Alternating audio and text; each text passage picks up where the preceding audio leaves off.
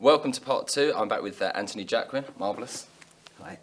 And we're also joined by Kev and Amit, who are going to be discussing some of the magic with us. Amit, do you want to just introduce yourself to the people at home? Yeah, my name's Amit Badiani. I'm a professional magician and a hypnotist. I got trained by Anthony Jacquin in hypnosis and hypnotherapy. Fantastic. And I also attended the first Manchurian approach. Okay, the course, the weekend course. Yeah. And I'm out there every week mixing magic and hypnosis up, and I absolutely love it. Brilliant.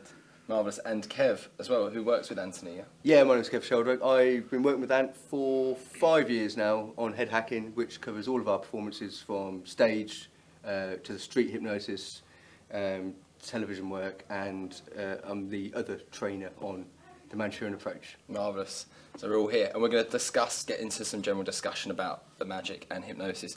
In the previous part, obviously now, Anthony, we've gone over the actual hypnosis side, how to put people under, how to safely bring them out again.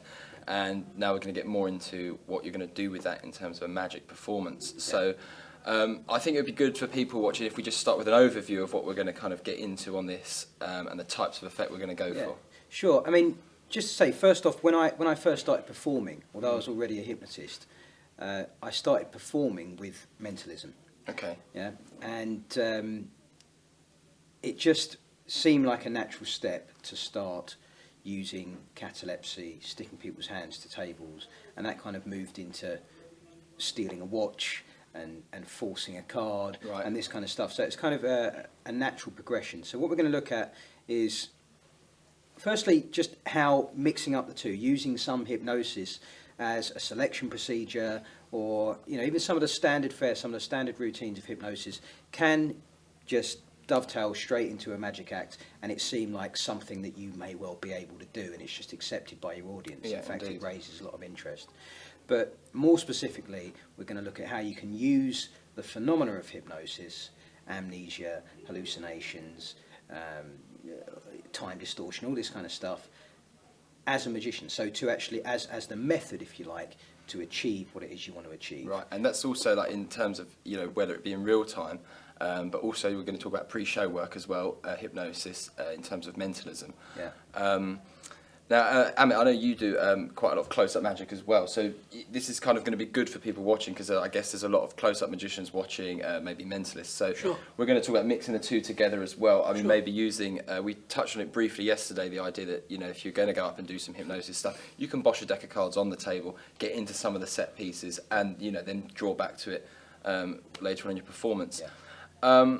And when you mention, I want to highlight watch stealing there. This is not watch stealing in the typical pickpocketing sense that we're going to be talking about on here, is it? This is a completely different type of watch stealing. Yeah, I mean, what I found is that it's certainly not Chappie Brazil. I've got a lot of respect for his ability to steal people's watches, but I tend to do it much more openly. So either in the process of doing an induction, I might grab hold of someone's wrist, their arm may become numb. At that point, you can, if you've got the ability to remove a watch, you can do it and they'll be none the wiser.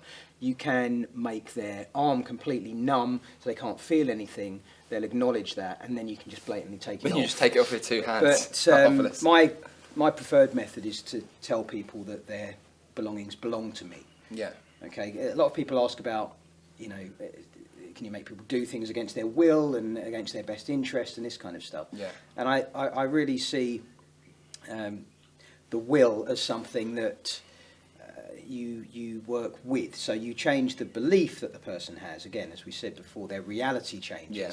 So if I say to you that rather lovely tie belongs to me, you've had it for a few months, and you're keen to give it back, then your will's going to come in that direction. You're going to say, oh yeah, I've still got it, and you're going to hand it over. It's not like stealing a tie. You are just, they're going to blatantly and willingly give it to you. And I've done that with coats, with keys, with watches, with wallets, with all sorts of stuff, where people just kind of hand it over because it belongs to me. Marvellous. And the point is, you could leave that person with that belief for a minute, for an hour, for a week, for a month, whatever. Right. So yeah, the potential for pre-show is great. There's some really nice extreme flexibility. There's some great reviews, certainly with mentalism. In terms of just to get a bit of an overview now, what are the kind of the main areas we're going to look at on this in terms of like the actual kind of effects? I mean, we've got peaks, forces, and that. Let's just go over what they're going to be. firstly, think of typical methods of the magician, forcing some information or an object on someone, peeking some information, getting kind of one ahead, knowing something that you shouldn't. Yeah. We're going to look at some what I call generative suggestion, so a single suggestion that can be used to do a multi-phase reveal. And in the case or the example I'm going to give you, we're going to use that for a mind reading effect. Okay. Something we call reverse mind reading. Again, once you understand that you can hypnotise and how literal suggestions are taken, it's going to start to seem very obvious how you might use a hypno-force and a hypno-peak and reverse mind reading, and how you can use amnesia and other bits and pieces as well. Let's talk a little bit about the reverse mind reading, because this is something that I've only ever seen you do. I know you guys sort of worked on this together. I know that you perform it as well, reverse mind reading. Yes. Because it's slightly different to what I sort of thought to be like mind reading with hypnosis, where you would put someone under, ask them some information, give them amnesia, and then have the ability to give it back to them. The reverse mind reading is completely different to that, isn't it? I mean, this is very much more direct. Yeah, well, I think it's more direct. I mean, again, a lot of people kind of assume when they see this that you have done what you just said there. You've hypnotised someone and you've asked them a load of questions. You've noted down the answers. And you've got hold of that information in some way, and that you're just feeding it back to them. But reverse mind reading is much simpler than that. You simply tell the person that actually, and what's interesting is when you watch it, and we talked about this, I think yesterday, is the idea that if you think that even if you're watching it as a spectator, you think maybe he's hypnotised and maybe he's got information out of them. It's like what you said, it blows it out of the water when you go for these random long numbers and the really long words, because there's really big choices. It starts to look like a force. It starts to look like, you think, well, hang on a second. Yeah, multiple forces, multiple peaks. The methods start to break down. I mean, as a routine, it came out of the idea of trying to create a two-person mind reading routine. Right. More as an intellectual exercise at the time. But if you wanted to have one spectator read another spectator's mind, how could you set that up with hypnosis in such a way that it just works without having to instantly stooge people, etc. And so obviously we hypnotically stooge someone. Yeah. And the way it works is you say, this person, or, I or this person is mind reader, and everything they tell you, you'll believe at that moment to be completely and utterly true. And you'll be more and more amazed with every revelation. So managing their reaction is quite important. Yeah, which is something that came out as a general principle after creating this effect, was that, well, actually, you really, when you are stooging people hypnotically, either pre-show or whatever, you should tell them how you want them to react, because in general sense, in their head, they may well be bouncing off the ceiling with their, I can't believe you've just done that, that's amazing. Yeah. But they may have a very muted physical expression. So you're also kind of within this as well, and I suppose with any kind of thing where you're going to do an effect using hypnosis, you're kind of also managing what their reaction is going to be and kind of suggesting what you want that to be. So you want you do want a very visual reaction to this stuff as well, don't you? I mean, because mind reading can be a very one-to-one kind of slightly quieter reaction in some things, but certainly like when I've watched you do reverse mind reading, and also when you was doing it in some of the live stuff, and you was doing some of the stuff where you would also like suggest a word, and that the reaction is that much more kind of whoa, because it is as close to what real mind reading would look like. Someone thinks of a word and also most people have heard of Derren Brown. Yes, I mean you use that as a lead-in line, don't you? For now, which is a great idea because it sets it up for them. It relates to them, I suppose, in a way which they understand. Sure. But you are just getting right to this point where it supposedly looks. I mean, imagine if you do this, and if you do this pre-show, I mean, it's even stronger. You're walking up to someone supposedly never met them, think of a word, or you start telling them this information, and it's just bang, bang, bang. It's just direct. There's nothing written down. Yeah. There's seemingly no other props. And there are ways, there are some subtleties that allow you to kind of to miss as well, to get things slightly wrong, to take a bit of a punt and to get it wrong, but then the suggestion will still stand up after that. It's well, that's the thing with something like reverse mind reading. This is a theory that's sort of banded around in mentalism a bit. Is the too perfect theory, and I suppose if you were to just say to someone, you're thinking of this word, you're doing this. It's although it's is direct and they will react to it. It's so clean, but having the odd little miss in there just helps to add to the realism of it. Because what you've got to remember is it's a performance piece as well. So you want this to be as believable as possible, especially if you've done maybe the hypnosis pre-show. Yeah. You know, but also by the same token, you know, with reverse mind, just because you can say something, you're thinking of the word house, you're thinking of the letter E, you're thinking of the number 4957. You want to give it some performance, so you don't just want to reel it off like that. You can, you know, you give it a little bit more. You still need to just to make it, you can, you know, whatever suits your character, you can retrieve those details. You know, you ask them to think of a photograph, you can retrieve that however you want. You can say, and it's outside, and there is somebody else there, isn't there? There's something you're playing with. You know, ultimately, it doesn't matter what you say.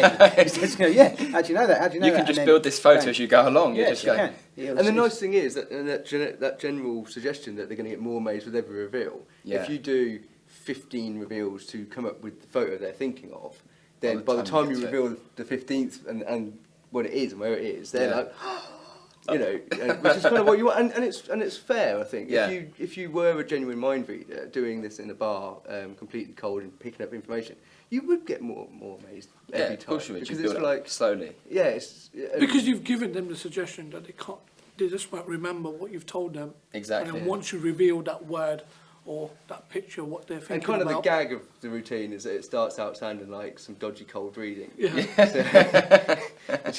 Which to the general public, if they don't know about cold reading, it kind of passes them by, and like, you know, you've got a scar on your left knee. That still seems like a revelation to people, but people will still, you know, sort of go, yeah, I have, and I kind of put their hand here, and then, yeah, how did you know that? And, so let me just talk to you a minute, Amit, because I know that you use hypnosis a huge amount now in your magic performance. I mean, do you use it? Is it something you use all the time when you're out working now? Definitely. I'll approach a table.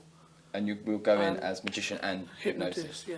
So for people watching that maybe are looking to do this and have got this DVD to do that, how long did it kind of take you to kind of get that integration, or did you just sort of get out there, start doing it, and just it developed from there? Well, I originally got trained in hypnotherapy. Right. Okay. By Anthony, and then just went out there and just tried the street hypnosis, and since then that's how I always start. Hi there, guys. I'm a performer. I'm an entertainer, I'm a magician and hypnotist. Do you want to play some games? Do you want to play some games? Yeah, and whether you go into a set piece or even a magic trick. Yeah. And on the it's still slightly undefined, so it could go anywhere. And there's, I suppose, there's that level of intrigue there. That's you the know, beauty of it. What's he going to do? You know, even if you're kind of like a hypnotist and you get someone that's maybe a little bit more standard, but he's a magician as well. I'm interested. There's this intrigue about that, and they're going to. Yeah, and those people will start to kind of float to the top. They can't help it. Yeah. They cannot help it. If you've mentioned hypnosis and the idea has been seeded that someone here could get hypnotised, you will find certain people just lock onto you, become fascinated, and ask you the question. It might not be at that table, but it may be later on.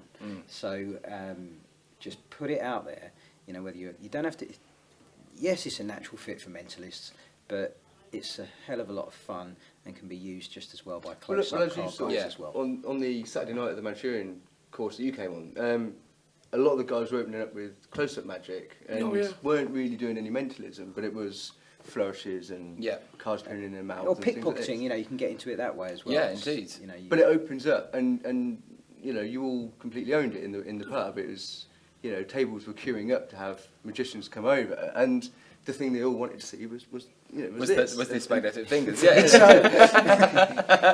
I don't want to see that fantastic flourish. I want to see this happen. I want this happen to me. But it is a great thing to see. You know, it's kind of like you see cards on telly all the time. You rarely get someone going, I'm going to make something really happen. You know, people are really interested. One thing I did notice, sort of watching just back in some of the live footage that we shot, is I think when you were over with a group of people and you were doing the fingers in the hands, there was a guy sort of watching from another table, and he was watching it, and he sat there himself as you did it and tried to. He just wanted it to happen to him. This is a genuine story. He was sitting there, and he then became one of the people later on that you did a load of stuff on. But it's interesting how magic, naturally, if you go into a bar, people get interested and fascinated, and if they hear there's a magician, they will start to crowd over. But if you've got someone in a bar, because of the time of the set piece, and you're getting this, and the people are seeing this happen, it's so amazing how quickly a crowd develops. And as soon as in a bar, you watch it, you hear someone say the word sleep, everyone goes, what's going on over there? And they sort of sit there, try to pretend not to be interested. When it comes up, oh, what are you doing? You know?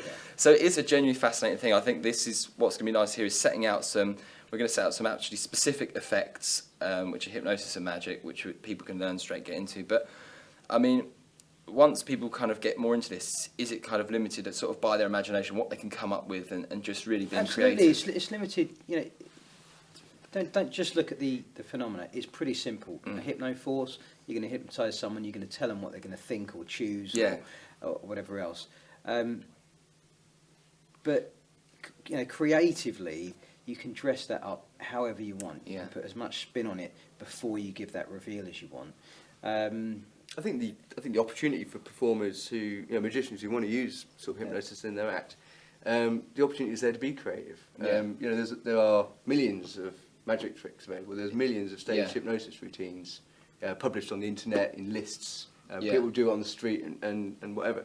And it's kind of like finding somewhere between the two is as simple as kind of going, well, actually, I can do anything with hypnosis. Yeah. And if you look at a lot of effects that are on the market for mentalists, a decent percentage of them are using kind of classic methods of magic and mentalism to create what appears to be a suggestive hypnosis a suggestive routine. Yeah. You know, it appears to be that they've forgotten the card, or it appears to be that they were forced to make that choice. They've been influenced in some way. Yeah. And that kind of thing. And I guess you know, I look at it the other way around. I'm quite happy to blatantly use hypnosis to achieve some of my favourite bits of mentalism. So sort of working in the reverse. Yeah, just looking at it from both sides, you know. It's thinking about yourself as a performer rather than boxing yourself in as just a magician with hidden hypnosis or it just becomes part of what you do. It's this whole character that kind of can just do this kind of weird. It's a weird sort of phenomenon for people to watch, and you know, I think you're right. You know, doing it on the reverse side, you know, actually just using hypnosis, whereas some mentalism routines sort of try to emulate that type of pseudo trance. Pseudo trance and that kind of. Just to actually do that on the reverse is really fascinating, and people are really fascinated by it. I mean, so I mean, these effects we're going to discuss as if people have kind of got to grips with the stuff in the first part in terms of the inductions. That how difficult is this stuff going to be for them to get to grips with and get done? Is it going to be? It's going to be extremely simple. You know, with regard to learning the hypnotising part of it. You know, the way I train people is just to drill it in. So we kind of line up and you just go over on the course, we'll stand there in this line. It's like some weird sort of like camp. It is. Kind of disciplinary camp. It's great. But, you know, that's the Manchurian aspect. It's kind of like a martial arts sort of line-up. If you just drill in the words and the actions over and over and over and over and over. And yes, if you've seen, once you've got that down and you know you can hypnotise, then you can straighten that as much as you want. You don't have to do it in this fashion. Right. You know, we're just trying to communicate part of the process. But once you've got that down and you've got to the point where you are testing your work, because if you don't test your work, by that I mean give a suggestion and see if the person responds to it. If you haven't tested your work, then really you don't know if the person's hypnotised yet. You know, they may look a bit hypnotised, and they may seem relaxed, but you know, you have to give a genuine test, and you want to see a genuine unconscious response. So what's give an example of like a good test? So tests are kind of built into the process as far as I'm concerned. So when I get into the deepening and giving out those procedural instructions, I normally just immediately say I'm going to touch your hand and it's going to start to lift up towards your face. You know, and I want to get that out as quickly as I can. It's not really a routine, but it's still something visual for other people to look at. And now it's all starting to look a bit Frankenstein and a bit There spooky. is something weird about watching. There is something weird because it moves in a strange, bizarre fashion. So at that point, I'm testing my work with this analog test. The next phase is to say, and I'll touch your hand, it will drop down, and you will forget your name or forget. You know, again, you don't have to do this, but now we've got a nice binary test. They're going to forget or they're not. And once you've established that and you've got through the testing, then everything else we're going to talk about now is just another suggestion. You know, it's just one more suggestion. And yes, there are ways of phrasing it that help. If you're using some sort of dual reality, there are ways of phrasing it to do that, so you can see this idea and then you can, you know, fire it off with very similar wording and stuff like that. There are ways of getting misses. There are ways of stringing out the reveal. But it's really pretty straightforward. If they're suggestible, speak plain English, tell them how it's going to Tell be. them, be confident as well. Be confident with it, yeah. Yeah, also to come back to what you were sort of saying about how easy is it to do and the line of things that we do, it's important to sort of note that even though we were hammering in specific lines in a certain order, and on this DVD people can watch it back over and over and learn those lines. Yes. The key to realise is that they are individual lines of patter that just happen to be in that order. Right. In that particular version of it. So you don't necessarily... the feedback, observation aspect is obviously key. Yes. You know, to sort of, that's right, as you're handling it. That's right, as in pacing and leading and that as well, and the other aspect of that was, things take different amounts of time to happen. So this could take a minute. Right. You know, I probably wouldn't want to use them again for anything else if it took me a minute Yeah, to do it's it. taking- But I have found myself in the pub in those situations where it's kind of like I can see them fighting because I've set it up wrong. It's a challenge, but I'm just going to make it happen and just carry on until they touch. Well, that's the advantage. For my own kind of, The advantage is of doing that kind of thing. If you're in a bar with a group of people, as you did in some of the footage we shot, is you had a group, but you just went for a big group of people, got them all doing this, and just knocked some people out that were taking a longer time, and just weeded down to like the best sort of 4 or 5 there. But you still carry on with the others. Yeah, you still And continue. that's the point I was trying to make, is that it's patter, so it's not like you have 5 sentences to say, and then you've got nowhere to go. It's kind of, they revolve around and keep coming back. Indeed. And again, you have choices in that situation. You know, yes, you can eliminate people, but they don't leave feeling robbed, generally they wish they were back in there. But you have choices. You don't have to eliminate them. You can just focus in on 2 people once you get to the induction phase. And let them carry on, let these and then people they're carry still on there. doing So their this, expectation and their anticipation of, well, that could be me in a moment, is still there. You know, but it was a good demonstration of a way of kind of invisibly weeding out people. So you get down to your half dozen. And everyone's involved in it, but like we touched on in the first part, even if you just do this for someone, this is still something happening that they haven't experienced before. So they, even though you may not proceed with the full induction with them, they've still had this happen and perhaps this as well. So it's still for them an experience. In terms of the testing the work, let's just give people a little kind of boost there. Say, for example, I'd say that if they're out there and they've done the arm test, you bring that, you've done the name amnesia, and they remember their name, what do? I wouldn't give up. You just put them straight back in I'll and bust go them for it straight again. back in, and I'll deepen them even more. Great. And I'll probably up my tempo and my voice. I'm like, yeah, you're really going to believe that you can't remember your That's name. what I just wanted to make that point, because if people go and try this for the first time and don't want to get disheartened by they haven't forgotten their name, just put them back in and go for it again. I think that's absolutely. Tell them it'll feel good. You can say it'll feel funny. You can soften a blow with just for a time. Lock it into it'll a be box. gone. You could lock it into that part of your mind where you things that appear to be forgotten, where we just put things away. You can revive. It's on the tip of your tongue. It's like the times that you know something, you just can't quite get it. But it's a really good question. When I know exactly how it feels when you start out and you give a suggestion and it doesn't take. You just think, all right then. But that person could still be hypnotised. It may just be that you didn't give the suggestion sincerely and with confidence. It's a strange thing. This is where it starts to sound a bit woolly, a bit esoteric. Right. But you really have to display this confidence. Your expectation is that they will not be able to say or remember their name. You have to absolutely intend for that to occur when you deliver that suggestion. And it's hard at first, especially if you're going to say something like, you won't be able to see me, I'll be invisible. Making yourself it seems absurd the first time you say it. But you have to deliver that with absolute sincerity. And that's, it's the same with inductions. Yes, we talk through specifics of the technique and hold their wrists like this and say the words in this fashion and da-da-da. But if you were to say to somebody, look, in a moment I'm going to put my finger on the top of your head, and when I put my finger on your head, your eyes will close and you'll go into a deep state of hypnosis, and absolutely mean and intend that to happen, you know that will happen, don't you? Yeah, I do. I can already see it on your face. Right? A lot of sort of trap between you all three.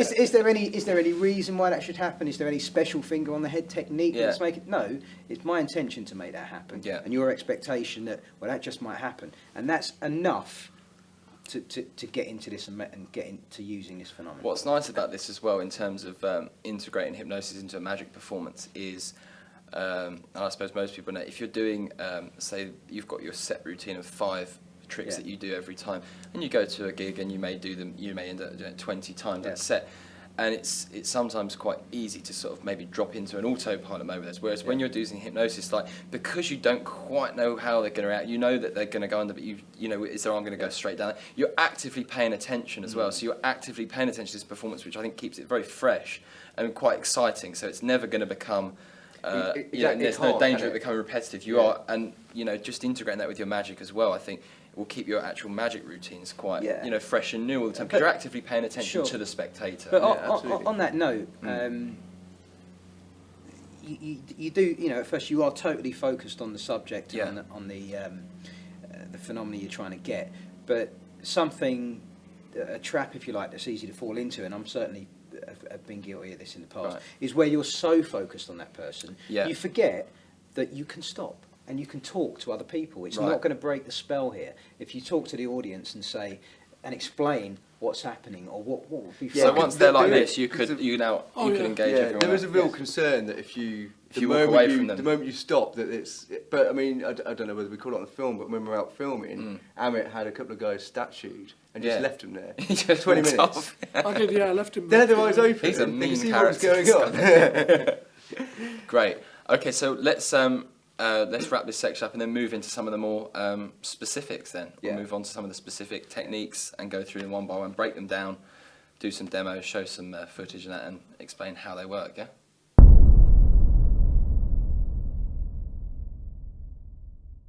Okay, the first thing we're going to discuss is the hypnoforce. Yes. Describe briefly what is a hypnoforce. A hypnoforce, very, very simply, is where you hypnotise someone and you then tell them what they will choose, what they will think of, how they will act. You can fire that off with a certain cue or a trigger. Right. You can obviously pre-show it and set as much time between giving the suggestion and the post-hypnotic act where they carry it out. Okay. So it's great for mind reading. It's great for magic tricks that involve them making a choice from a number of objects. Yeah. A certain selection. You can disguise the force by asking them to change their mind a few times and just telling them how they're going to feel, telling them how they're going to respond. I guess the big thing with the hypnoforce, as opposed to a magician's force, pre-showed or whatever, is that they have no memory of it ever occurring. So you can genuinely say... So it does feel like a genuine choice when they do it. It does feel like a genuine choice. And the nice thing is you can use this pre-show. I mean, you could also, I suppose, if you wanted to do maybe a force, you could do it in a group of people, because it's still very entertaining to see someone under and supposedly have them, give them a word they're going to say and then reveal it. And to them it's fascinating. To everyone else it's quite entertaining. But the power of it in a magic or mentalism effect is to pre-show it. And again, you can use cards. I mean, let's try something. My cards are a bit old, and the box has been ruined. Just hold on to these. They really are all there.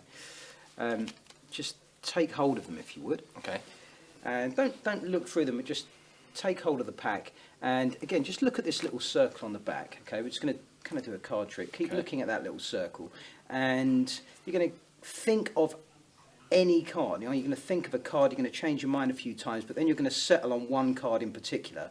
It's just going to pop straight into your mind, and when it does, just nod your head, the one that you've settled on as your final free choice. When you've got one in your mind, just let me know. Don't say what it is yet, but you've got one? Yeah. Yeah? Okay, what I want you to do is go through the pack and find the card you're thinking of. It is a red card, isn't it? It is a red card, yeah. Just go through the pack and... just take it out. Yeah. Everyone thinks of a red card. I mean, you should find something unusual about it. It's okay, just say. That's right.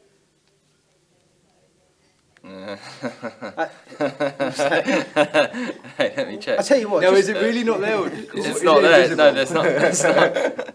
I don't know. No, it's not here. I'll tell you what, just count them for me if you would. Count them? Yeah. 2, 3, 4, 5, 6, 7, 8, 9, 10, 11, 12, 13, 14, 15, 16, 17, 18, 19, 20, 21, 22, 23, 24, 25, 26, 27, 28, 29, 30, 31, 32, 33, 34, 35, 36, 37, 38, 39, 40, 41, 42, 43, 44, 45, 46, 47, 48, 49, 50, 51. There's 51 Yeah, cards. yeah. Yeah, I removed the card earlier on. Yeah. Do you have a wallet? I do have a wallet, yes. Okay, just take your wallet out. Can you hold those? Of course you That's right back. Okay. Well, that looks like a really Yes. good value wallet. Doesn't it, Jess? QVC. Yeah. I mean, I haven't been near your. No, I've had it wallet. in here. I keep my things close to me. I mean, and it is. It's all about security. It's all Yeah. about feeling secure. So open up your wallet, Okay. and you should find there's one card inside. Hidden in there somewhere, you'll find one single card. Now, would you be surprised if that was the card you just thought of a moment ago, the one that wasn't in the pack of cards? Yes, I would be Okay, surprised. turn it over. What card were you thinking of? 3 of diamonds. I love it, and it's his best with cards handed. That's fantastic. There you go. What's just happened here then? Is this a hypno force? It was. This yeah. is a Hypnoforce, yes. Yes. That's great. Can you remember being forced that information at all to pick that card? And No, I genuinely don't. that's Um, because the amnesia works a treat, I guess. That's fantastic. But that's as powerful as it is. It was kind of like, I mean, That's a very powerful effect, isn't it? Yeah, it's pretty good. That's very but equally, I mean, just to put it into context, I mean, obviously this is a powerful effect in terms of close-up magic or Yeah. walkabout magic or even stage magic with That's cards. great. But Yeah. you could force any number of pieces of information Let's try something else. as So, big as they wanted to be. Right. Have you seen this? Have you seen? if you put that You one, can pop that way if you want. Yeah. Yeah, yeah. Okay. have you seen this? It's just a little padlock. I use it at the gym. You have to put bring your own padlock to the gym. Okay. And it's set to a special number. It's a number that's very special to me. Right. So just try a couple of numbers. Just spin it around. Make sure it is a good lock. You'll see it's a branded lock in the UK. Okay. So it's one You of happy? these kind It's of not like combination some of- special gaffed device where you turn one of the wheels and it springs open. It's locked, is it not? I'm going to try 0, 0, 0. No, don't try 000. Okay. What I want you to do is just look at that lock and try and conjure up a 3-digit number. Just let a 3-digit number come into your mind. Again, it could be a number from 000 right up to 999, but a 3-digit number is going to pop into your mind. And name it. Name that number. I'm going for 108. 108. That's I think that's a very lucky number in Chinese numerology. Right. So set it. Give it a yank.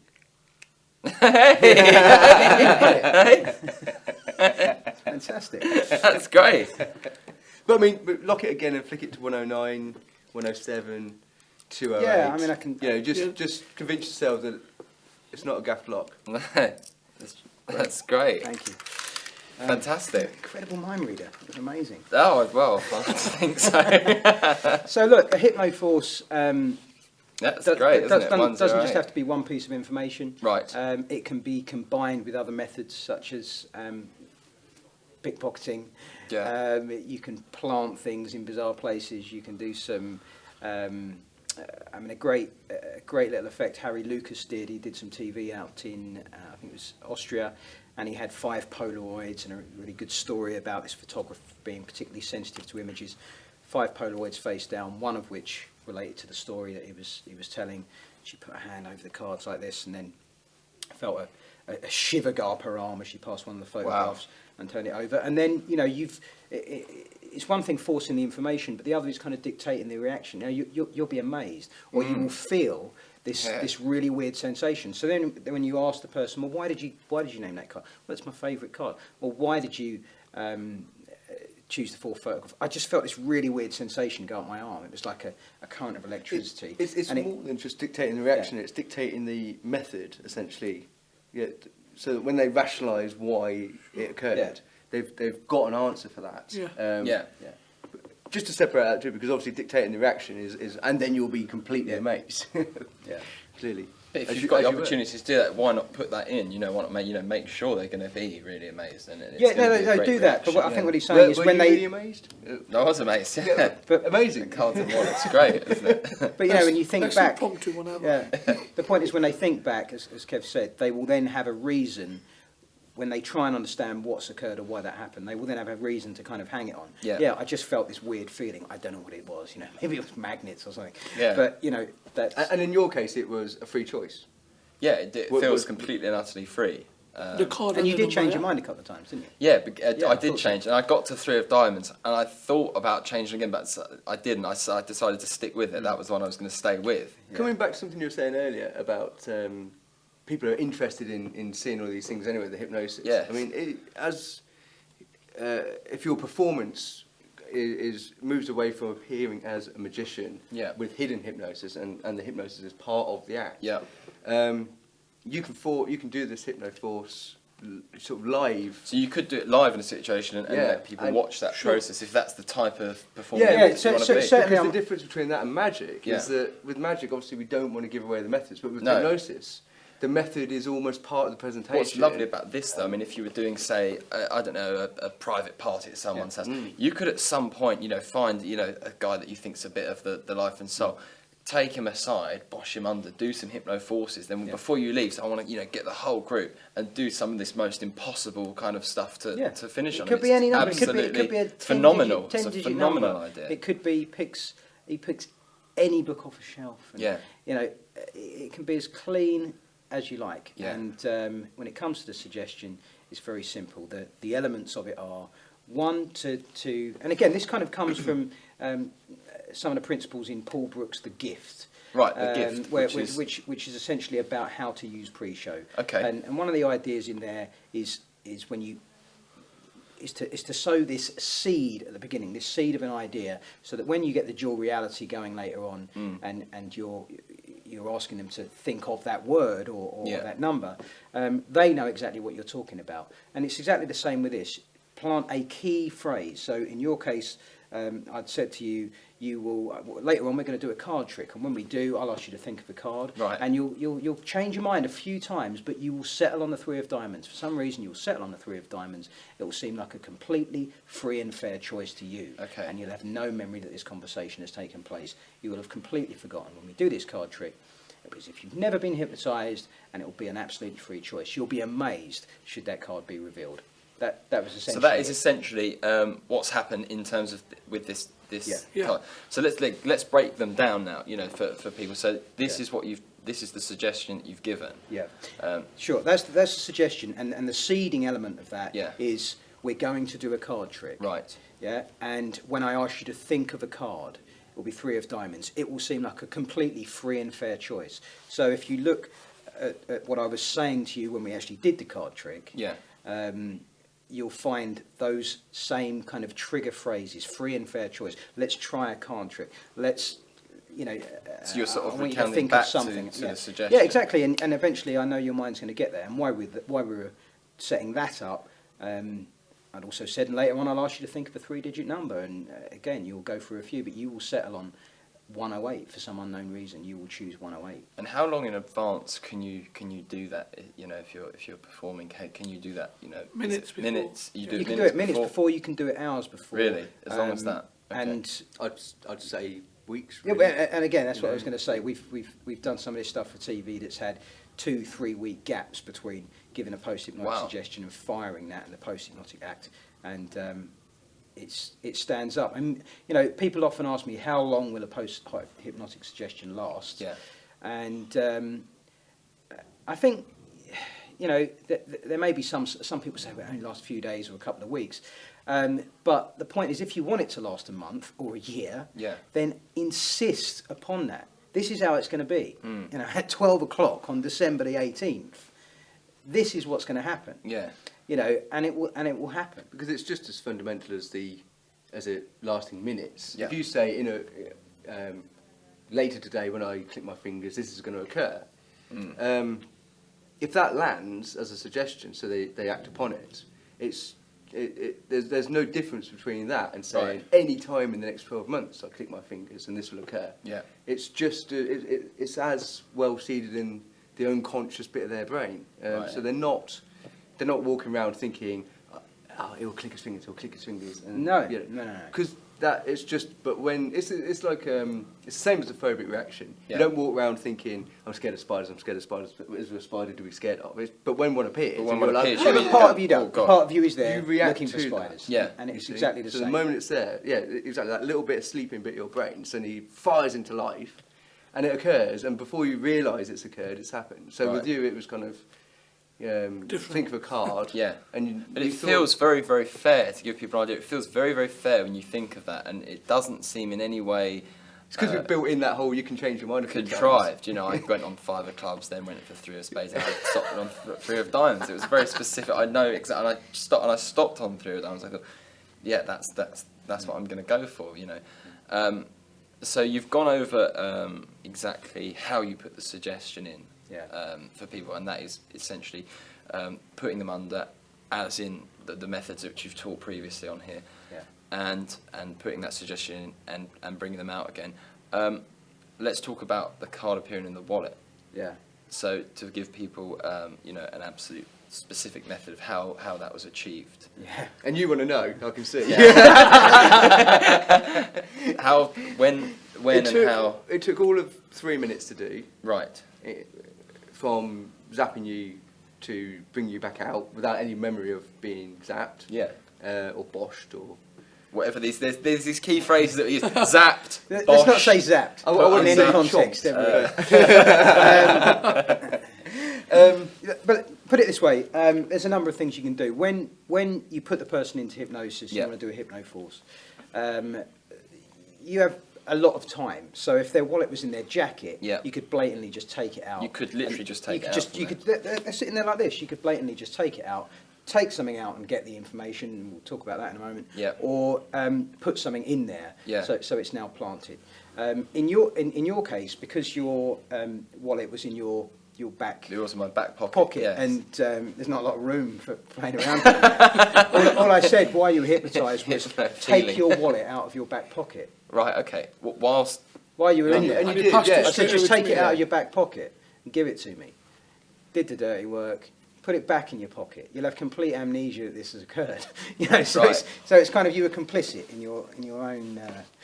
So you're Yeah, just yeah. willingly handing it over. Yeah, So because, you're well, basically because you're going to behave much like, you know, I know people don't like this idea, especially hypnotherapists who tiptoe around it and you know, you have all your own choices and all this kind of stuff.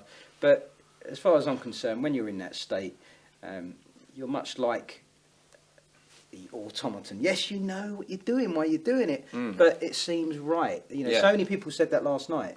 Yeah, I don't want to unstick my hand from the check. Yeah. Why wouldn't you? It I'm feels like telling I you, can, to have a but go. I want Yeah. to, but I can't. Yeah. And especially when you were doing some of the human statue stuff as well, like both of you, it's like they're standing there and you're throwing like money down on the floor, but they just They can't you do can it. tell, you know, this was a couple of students. They were desperate for this like money that was on the floor, but they just can't get to it. No, and the thing is, I've been doing that for a while with money in £20 and £60. We covered someone in a few £100s, all over them. You know, Yeah. all you got to do is just move an inch, just touch one note, and it's all yours. I did this recently with it's €2,000, Wow. and you know, it was a fee for you know some training performance. Okay. But I know if he can't take €20 or €50, there's no chance he's going to be able to do that. And Yeah. some people have seen those kind of videos and say, yeah, but what if it was 10,000? What it doesn't make It doesn't any matter difference. whether The it's person 10, can't 5, move. 20,000. You know, yeah. their belief is they cannot move. Yeah. It's meaningless how much they want the €100 or the €2,000 or the 10,000. It doesn't make any difference because they've got this overwhelming belief that's saying, but I can't move, it just won't, I can't do it. Can you just put it nearer? You know, there's nothing, there's no way that's going to fail if you've tested your work. If you've tested the work, Yeah. like you said. Yeah. So let's talk hypnoforces. You've demonstrated a card and a number there. What else can you force hypnoforce? I mean, Yeah, well, something we were playing around with last night is why the person was under and has given a suggestion was to just pick up their mobile phone, go straight through their This was address great. book, yeah, and just stop on the first name of any particular letter. right. And last night I found some odd name like NG or EG. Right. It was clearly not an obvious name, but it was the first one in E. So I said, and later on I'm going to ask you to think of any letter any letter at all. You'll change your mind a few times, but you will settle on the letter E. You'll have no memory that we've had this conversation. It's as if you've never been hypnotised. Boom. Ask him a few random questions and then say, let's try some mind reading. So again, I kind of planted that seed. Let's try some mind reading. Yeah. I want you to think of all the letters of the alphabet and just think of any letter at all, any letter you want. Don't say it out loud. Have you got one? Is that your mobile? Yeah, great. Pick it up. Go through your phone book until you get to the first name that begins with that letter. Again, it was some odd name. I said, "This is not an obvious name, is it?" No, in fact, this is someone's nickname, isn't it? Yeah, you know. And Great. You can kind of get into it like that. Yeah. And yeah, it's blatant and it's open. I've looked at his phone, but because in most bar situations, I mean, people do. They sit down with their drink. They put their wallet there, their phone there, their pack of cigarettes there outside, and it's there for the taking. And playing on from that trick. Yeah. Doesn't even have to be with the numbers. It can be with pictures, music on the phone. Right. I mean, you often force the word sunshine, you know, just as easy to remember, I guess. But, you know, if you're going to force a single word, you often say sunshine. You can then do a drawing duplication off of that. Right. You know, when you came on the Manchurian approach in the bar on Saturday night, we played a lot of games with you. I can't remember if you remember some of the things that were forced, but there was a menu of vodkas. On a huge mirror, like a 20-foot mirror. I remember the mirror. And you were offered the choice of any of those, you know, pick any word off that mirror. Yeah. And randomly you chose gold, whatever, you know. Probably quite a hardcore one. Yeah. Well, it was the one that Ant told you to choose, so.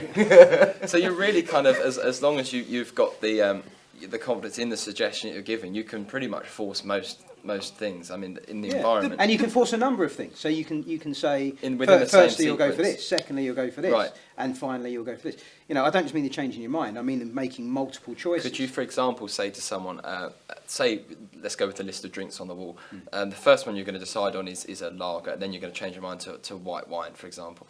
When you do it and they get to their final white wine, you could then recall back to, but first off, you thought of that, didn't you? Yeah, so which that's is a massive kind of convincing. really convincing and really freaky. You know, yeah, when you tell someone, you know, and there's some great card effects out there that use this principle where you've already appear to have finished and the kicker is, but you almost thought of another one, didn't you? Yeah. You saw another one as well. It was the Jack of Clubs, and yeah, it's a massive kicker that you've thought of, that you've read what they almost went for. It's that's almost if you knew what was happening the whole way along. Yeah. You know, which I was just going to say, I mean, when I perform this, I will test someone to the point of testing amnesia, make sure they can forget things easily. So before you go into this type of routine, you would do like something like a maybe forget their name or a number, forget, or something like that. Because when I perform, I want them to have no knowledge of being forced that information. Right. You can do it when they know they've been forced the information, and that can be quite funny because they start to get that kind of like, I know what you've done, you know, kind of look. Yeah. But they still can't help it. They'll still resistance is futile. It is. And you can essentially do that with someone and give them the suggestion. You'll keep changing your mind, but you will keep coming back to the four of clubs. See, that's a really interesting thing. I mean, you forced the word sunshine. I think let's just quickly go over what you've just mentioned. So, in terms of testing, if you're going to do this, I know you was doing this when we did some of the live stuff. You were doing forgetting a number and getting them to count their fingers, changing that into their name before you go into this post-it noted, like the thing with the word. So, just if you don't mind, just briefly go over just what the general idea is to forget a number, just for this test, just for people that want to get into doing this stuff where you're going to do hypnoforces, because obviously amnesia is a big part of it. Sure. So they're under, and you're going to get them to forget a number. Is there any specific kind of key phrases that are important in that? Yeah, I mean, I think Kevin Ant spoke about it earlier on, but you know, it's going to be on the tip of your tongue. You simply not be able to remember the number 3, for example. It's going to be in your head, but you simply not be able to remember the number 3. I mean, you were rubbing it off a blackboard. Yeah, I mean, another phrase I use once they open their eyes, I go, have you ever had that feeling when you wake up in the morning and you just can't remember what the dream's about? Yeah, that's I love that phrase. That really threw him. And then it's like. And what's nice is this getting them to count their fingers is a nice visual. Yes. Yeah, I mean, it's a bit of and quite a standard fare. Really. It is. Yeah. It's a standard hypnosis routine. Yeah. But It's really interesting to watch it because there's these guys go 1, 2, 4, 5, 6, 7, 8, 9, 10. And then you can, you know, they've got 6 and another 6, and you can get up to 12 fingers and stuff like that. When I do amnesia, I tend not to do number amnesia. Okay. I tend to go for name amnesia Yep. and then total amnesia. Right. And then kind of push on from there. Just push on that's from just, That's just my preference. But I tend to go number to name. I'm very much like Kev, and then I changed their name as well. So if you've done, say, a number amnesia, Sure. will you put them back under and then bring the number back, or somehow translate the number amnesia to the name? Is that? Well, what I do is just like I bosh them back in, and then we're like, I just want to replace the number 3 with your name. Right. Okay. And now you can't remember your own name. But think about it. Think about this for the people who are coming new into this kind of thing. You could, if you boss somebody and you've done this, you've done this, you've done this, you've done like an arm levitation, and maybe 1 or 2 other little kind of suggestions just to sort of see them respond in some way. If you then bring them out, suggesting amnesia for that session, Yes. which sometimes is a natural thing that just occurs to some people. For other people, you need to insist upon it, and then ask them if they remember what occurred while they were hypnotised. If they can't, that's good enough.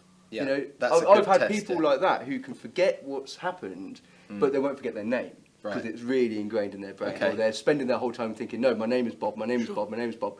Or no, of course I won't forget the number 4. That's idiotic. Yeah. But they might forget what happens in a trance. That's all you need for this. Yeah. So we're not going for we don't have to have the amazing, complete automaton. I mean, you can use trigger words. I mean, you can just use words. I know a friend, when he says the word red, they open their eyes and they forget the number 3. Right. Okay. create a strong moment for the amnesia. Yeah. And I tend to give a bit of distraction afterwards. How are you feeling? So you immediately follow up with a question when they come out. Are you of into it. sport? Whatever. Something a bit random, just some random What's question. the time? Yeah. Something And like then, that. what's your name? And again, when I ask that question, I'll normally say it with my intention is You they're look not going to be able to slightly remember it. confused about it. It's What's slightly your name? crazy uncle look. Yeah. What's your name? Crazy I uncle. mean, you can use a confusion statement as well. Okay. What would be like a confusion statement? What, just to ask something totally Confusing. unrelated, Yeah. confusing? So, for example, 1, 2, open your eyes. What is it you're not thinking about right now? Yeah, that's a great sentence. Yeah, What does that mean? To someone last night, and it's just like because as soon as you think of something that you're thinking of it, so Yeah. you can't speak. It's a bit of an odd statement. What is it But you're not works- thinking works about very right well. now? Hang on a second. This into the hypnoforce. This is a good point. We were discussing this earlier. This is makes use of a market item, an invisible deck. I just want to go over this quickly now because I think it's a good point. Although this is not a genuine hypnoforce, it's more of a pseudo one because an invisible deck, people that don't know any named card, can be reversed in the deck. But we were talking about the idea of using perhaps one of the set pieces as a way of getting them to name a card, which will give them give people that are new to it a confidence in getting used to doing this as well. Absolutely. Right, this is really Yeah. important. This is great advice. It's a bit like if you're trying to learn a classic force, then the best time to practice it is when you don't need to force a card. So Absolutely, if you miss, yeah. so it's exactly the same. You might as well practice using magnetic fingers or magnetic hands as a warm up, as a selection procedure. Yeah. Even if you're then going to you're out as an invisible deck, or some other kind of reveal that really can It deal with gets you anything. confident with these things, and it also gets a different kind of feeling for the effect. Rather than just name a card and here's one reversed, it's the one that you name. Why not get them? Get them to do this, and as your fingers touch, drop your head forward and let a playing card drop into your head. Yeah. That for people watching is like amazing. Why? This must be a reason why. And This again, must be a purpose. some people will go at that point, and Exactly. you can roll into And your you can roll into routine very hypnosis. easily. So it's a great idea. This can be done impromptu as well, so you don't have to use the invisible Okay, deck. expand on that. Explain. So you can hypnotise them, force a card, Yeah, and indeed. then obviously you've got that card reversed in the deck. So you and can just actually go then, through so it. your natural progression once you're confident with the Yeah. actual hypnosis is to do it with Of course, an amnesia and that. But that could be in a. It's Could great be in if an you, envelope, it's you great know. if you're hanging around with other magicians, sort of friends that aren't in hypnosis, and you put them under, you borrow their deck out, and reverse and put it back in their pocket, and you name a card. This is going to freak them out because you're going to go and they're going to go, "What on earth just happened there?" Yeah, indeed. Fabulous. That's hypnoforces. Great.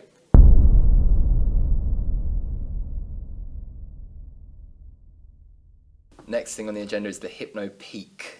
Yeah, the hypno peak. What is Again, the hypno peak? Hypno peak, very, very simple idea once again. You're going to hypnotise somebody, Right.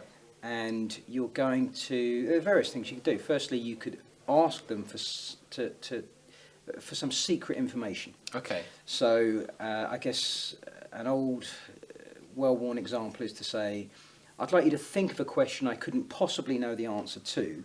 Say that question out loud and say the answer to it. Something I couldn't possibly know. This is why they're in. This is why they're in hypnotised, trance. yeah. I want you to think of a question I couldn't possibly know the answer to, and to say the answer, and then to give amnesia for that. Okay. Okay, and to also let them know that later on, when you ask them to think of something you couldn't possibly know, this will be the thing that they think of, Yeah. and they'll have complete amnesia for what you've done. Okay, now, you know, the fact is, 9 out of 10 people still think of their mother's maiden name. Yeah, as you were doing it, I think, what questions are people ask? You might as well Mother's do the maiden pre-show name. research. Yeah. And do it that The way. most insecure part of the world. But it's one of those Absolutely. things. A hell of a lot of people think of mother's maiden name. So you could force that anyway. You could ask them to think of a PIN number or the last Yeah. 4 digits of something, you know. But from experience, most people tend to think of the mother's maiden name anyway. When you then come to your reveal, whether that's immediately afterwards or whether it's, you know, an hour afterwards or during your show or whatever, you can say, let's try something a little bit different. So you've done your usual effects. Let's try some mind reading here. Yeah, you'll do. Or, you know, do some selection Yeah, procedure do a and then go for that selection person anyway. And so I'd like you to think of something, a question I couldn't possibly know the answer to. No, this is absolutely fair. Da, da, da, da. Have you got one? Yeah. And then you can do like a multi-stage reveal, even if it was your mother's maiden name. You can Yeah. say, yeah, this is something that's quite personal to you. You've gone for, this is something to Build do with your this right family, up, isn't it? yeah. It's something to do with your family. It's not your dad's side, it's your mum's side. You know, you're thinking of your mother's. The question is, what's my mother's maiden name? Yeah, it is. Okay. Yeah. So now you've still got to reveal the answer. Yes. Do you understand? You've So built you've- up the you've whole revealed thing of the the question as well. First Yeah. of all, you've pulled the question In out a very of their head. progressive manner. It's not like and your then, question is this. you know, however you're going to do it, you know, your mother's name is whatever. It's that simple. That's one idea. So the peak in this sense is that you're going to peek inside their head. You're going to Okay. find something secret, and you're going to be back out of there before they even know what's occurred. That's one way of doing it. Have you got your wallet on you there? Yes. Could you bring it out? Okay. Again, I don't want to touch it. And we haven't touched it since the hypnoforce part. No. So, open up your wallet. I mean, most people carry a receipt or something like that in the wallet. Just open up, and if you can find a receipt in there, take it out. Again, if it's there's numbers on it. Don't do it too closely, but just again, make sure that I can't see it. This is a receipt for something quite recent. This is something. This receipt's from the last week or so, isn't it? It's from the last. I don't know. Certainly from the last week. And there's a number on there. The total on that bill. Yeah. This is for food, isn't it? And yeah, there was a couple of people there. It's just £24.80. Is that right? Okay. There you go. So you can also. It is. But of course, we had your wallet earlier to stick the card in it, so it's kind of, it makes perfect sense to kind of pick something. I mean, So there's two it could have things. been the last 5 digits of your driving license. You know, So Wow. another way of kind of peeking is to genuinely peek. Take it some out and information. actually have a And look. again, that's my receipt, so I need that for my book. because you didn't have one, so we had to put one You in. didn't have a receipt, so you put a receipt. All mine were I've emptied them out Hypno for illicit planting. material. So you can plant information. Right. You can just grab hold of. So you could a credit essentially card. take out a credit card. Yeah, there are Anything. methods out there for instantly imprinting the details on a credit card covertly. Yeah. So next time you're caught in customs, you say, it was not me, it was planted on me by Yeah. a hypnotist. There was this little man in a 3-piece suit. I hear it works every time. I recommend you use that. So line. Peak, you are, peeking is in this sense a very literal thing. You are literally taking something It was, and having it a was look. It's born out. something It that's- was born out of. I was hypnotising someone, a friend of a friend, late night in a bar. Everyone was drinking a lot. 2 o'clock in the morning, and you're kind of like, you've gone so far that you're just running out of routines, Yeah. and it was kind of like, where should I go next? Tell me something I couldn't possibly know. Yeah. And she, it was her mum's birthday. Yeah. Right. So turned up to Christmas Day, really, reasonably weirdly. Nice. So I was like, oh yes, snow, cold. No, Yeah. but and you know, you do it, but the next morning you reflect on it and sort of think, actually, yeah, why am I spending all this time trying to be really clever and sneaky and Yeah. whatever? I can just do this and give them amnesia. So it's I mean, something else I'll often do is I do a kind of a liar and truth routine, and it's a little bit twisted. Fantastic routine. In that, What is I'll it say twisted? to, I'll say to, no, but it's kind of similar in that similar, yes. I tend to say you're a liar, and everything you say will be a bigger lie than the last. more of an expose than a peak. Yeah, and they come out with, what size feet you got, 60, how many kids you got, 85, and how old are you, 902. And I'll then say, now you're a truth teller, and you can only speak the truth, the absolute truth. What size feet you got, 10, how much money do you earn, 30,000, and what's your biggest regret? Now, Right. and they'll spill that immediately. They'll say, Wow. What's the one thing you've never told your what's parents? the one thing you've never told your mother? And some of the answers you get. So it is, because you could, this could have an impact on their life. They can always blame it on the hypnosis later on. Yeah. But the point is, all I'm trying to say is, in terms of a hypno peak, it doesn't just have to be a number or a word or anything like that. It can be something that really going to invoke an emotion. So, I want you to think of something now, something you regret, and again, but something that you're happy to share with other people, and then bang, And then go into it. and then just get into it. I'd say also it's really nice about this, especially if you're maybe frequenting the same bar with similar people, or perhaps you're repeat booking for parties. And that. If you've done a hypno force and perhaps planted the card in the wallet, take the opportunity to note down a couple of their card details. Obviously not for illegal purpose of the last 4 digits. So next time you meet them months later, you've got that information on you. Even if you see them in the street, they go, "Oh, this guy, he was great. He's a magician, hypnotist, and that. Do something for me now. I'm with my mates." And you immediately said, "Just take your credit card. This is it's done. The work's been done ages ago." Yeah. But I love the fact that you can have that with you, any time just to go into this. And that was going back to the suggestion. Absolutely. Look, open it up again. You know my number. My number's 108. Yeah. And again, it's a lucky number in Chinese, but I'm not thinking of it in kind of superstitious terms, but it's a number I just kind of look out for. But the way to reset this lock, just talk you through it. If you hold it so that the red line's facing you, you need to turn this and pull the pin out, and you'll see like a little pin appears. Is it on 108? It's on 108 at the moment, yeah. And is that pin come out? Right, so now you have pin to... is out, yeah. Right, so you have to reset the numbers to the number, and I want you to just think of any 3-digit number at all. I'm not going to look. No, you... Push that in. Yeah, you push that in. You push it in. You push it in, Right. nice and clear. Now Reset the reset numbers them. nice and straight. Pick on the any lock. number you like. Okay. Again, don't pick 108. Don't look. Okay. But just pick any 3-digit number. Okay. And then when you've done that, you need to pull that pin out again, so that you Pull can... the pin out, turn it round, stick it back in, mix it up. Yeah, that's it. That'll be. That's Is that it? So Yeah. Oh, yeah, of course, Spin yeah. it, spin it, and then Mix it up. then try it and see. Make sure it's locked. Is it Yep. locked? Excellent. Yeah, and just take a look at them like this. Look, you'll see them, because what's going to happen is they're going to drop, and as they drop, you're going to drop into a deep state of hypnosis. So just take a deep breath in, if you would. Take a deep breath in, breathe out, and sleep now. Deeper, deeper, deeper, deeper, deeper. Sinking, floating, drifting down, all the way down. Deeper sleep now. Deeper sleep, deeper sleep.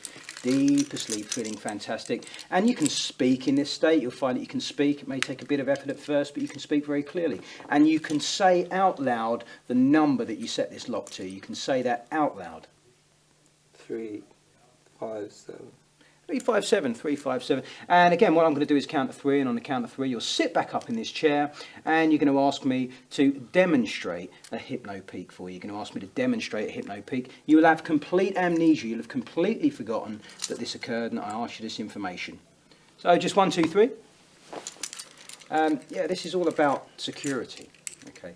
Right. Okay. Yeah. So for this section, let's if we can do that. I don't know if we can do a bit of a demo or something of a why not? Yeah. And we've talked about the idea of peaking that, like something off of someone's card well in advance, and that, which is a great example. I mean, I asked you. Let's do- I asked you to set this lock. I mean, Yes. was this a special number to you? Was it just something that's easy to no, remember? it was just quite random, to be Quite honest. random. Yeah. It wasn't that random though, was it? It was. There was some kind of sequence to these numbers. No, there is a sequence to them. Yeah. There is kind of a sequence progressive. to Yeah. it. It's a little bit odd, isn't it? It's 357, is that right? It's 357. Just unlock it. Is that really odd? It's like. A lot of people say 007. Oh. Everyone else says 357 for some unknown reason. There it is. There you There we go. go. Thanks a lot. That's great. Paul will love that. Thanks, Paul. Have we just demonstrated hypno-peak? We have. Yes, we have. And you have amnesia, I guess, for... Come on. They know, but you don't. Can you remember? Do you know how that happened? No. Good. But So that's... So what happened? so you set the lock. Right. I set the lock. Yeah. perfectly fairly. Mm. And then Ant bossed you back in when you held the keys here and said as they drop, you'll drop into trance. I'll be holding the keys. Yeah, and then you went whoosh, straight back in. You said you can speak. Tell me what the number is. Did we film it? You So said, people can yeah, watch? Yeah. You said 357, and then. But again, you know, gave you amnesia, put some brought it back. put some time between those Yeah, two events occurring, and it's a lot more interesting for the So magician. you could actually And again, do look, that the other way thing, in I advance. know, Yeah. you know, when the people are looking for workers and things they can roll out again and again and again. Yeah. Amit is proof of concept here. He's out Absolutely, there as yeah. a close-up magician doing hypnosis every night. But there are other moments that you can create this for, such as getting the details in advance, getting that information weeks, months in Yeah. advance, that you can use just to create an absolutely propless miracle. A miracle, that, yeah. that in the right place with the right director or the right TV producer Yeah. is going to get you where you want. And let's also just quickly talk in terms of hypno-peak, and when we say the term pre-show, it's not just limiting to stage work or TV work. Pre-show could be at a party in a bar when you grab someone to one Sure, side yeah. before you get into the effect, which is, I imagine, what you do quite a lot. I mean, Yeah.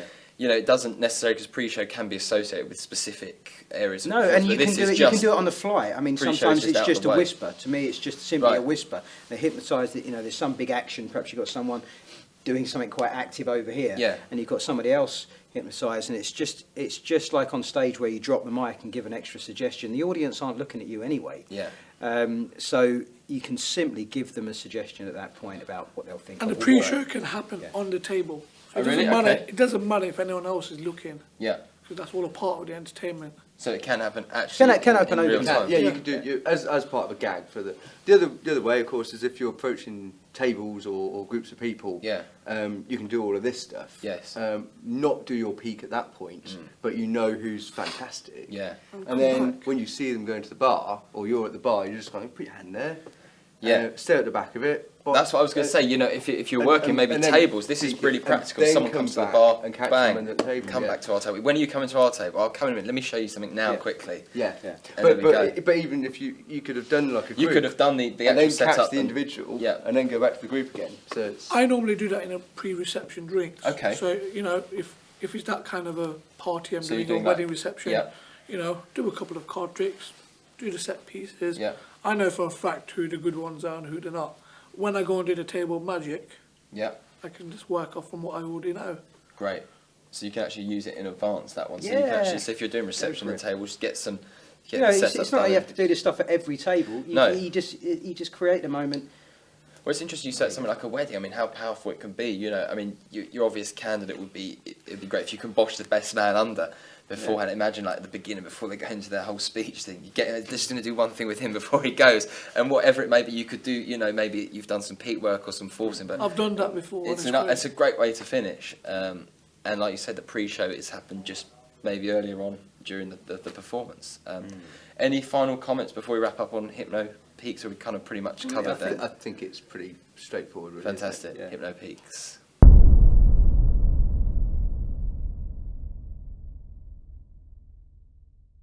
Give me a hand, take a deep breath in for me, and sleep now. Go deeper and deeper, relaxed. Every nerve, every fibre, every muscle in the body totally relaxing. Simon, this time I'm going to ask for your wallet.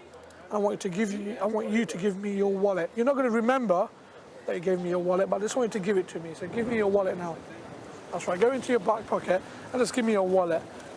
That's right. And just as you continue to listen to my voice, that's right. Just continue to listen to my voice.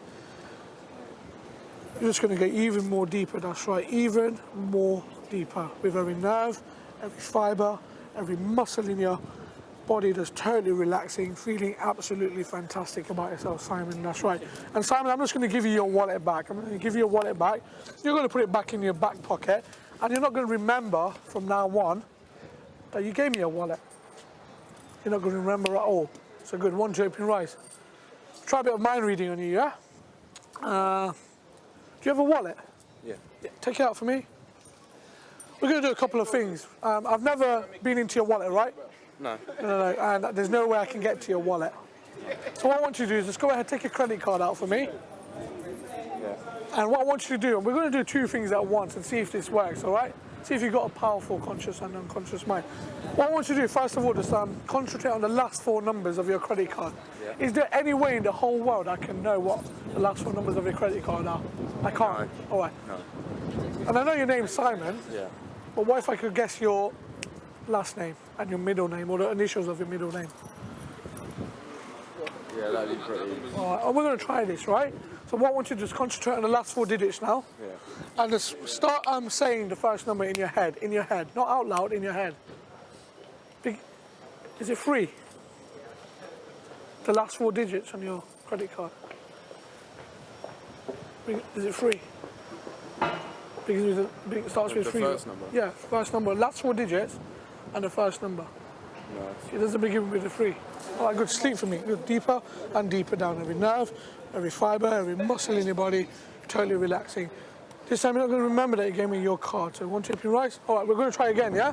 We're going to try and mind read your card. Just concentrate on the first number. Yeah. Begin with 5, right? Is that cool? That's really weird. I didn't know that, did I? Yeah. Think of the second number now. Right. Is it 3? 5, 3. Yeah. In fact, is there 2 3s in that number? That's 4 digits. Is it 5, 3, 1, 3? Yeah. What? Think of I don't know your surname, do I? I don't know. I don't know your surname, do I? Just look at your surname on the bottom of the card and concentrate on your surname. All right? Does it begin with the letter J? Yeah. So Simon Jones. Yeah. That was really cool, Simon. Thank you very much. Right, let's now talk about reverse mind reading, which is kind of a quite a popular thing since you first sort of demoed it on the course. Yeah. We touched on it briefly earlier, but we're going to go into some of the specifics now, the subtleties, and exactly how it works. Yeah. So, talk about how it kind of you set this thing up. Right. I think I referred to it earlier as being a generative suggestion. I'm not sure if that's a real word or not, or a decent definition. But for me, what I mean when I say that is one single suggestion that can be used to generate a number of different thoughts or reveals. So, in a mind reading effect, it's really straightforward. You've got your hypnotised subject, and again, think of the seeding of the idea and germinating that seed. I am normally very open about the fact that in a moment we will do some mind reading, or later on this evening I will attempt to read your mind. I am an incredible mind reader. Now, I tend to play this up and be over the top about it, because later on I'm going to say, let's try some mind reading, and it just germinates that little idea again. So later on we're going to try some mind reading. I'm going to read your mind. Every single thing I say to you about what you're thinking or your past, the very moment I say it, you will believe that is true. You will believe that that is what you were thinking. The very moment I say it. And again, you don't have to repeat this suggestion over and over.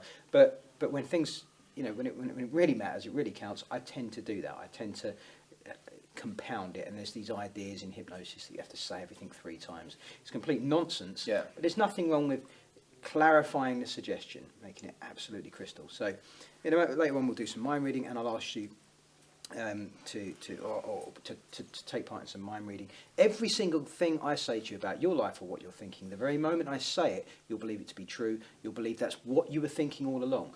And you will be more and more amazed with every subsequent revelation. You'll have no idea where I'm getting this information from. You'll have complete amnesia for this conversation, and then we just get into it. And that's essentially it. And then you cause your break, you go away. Yeah.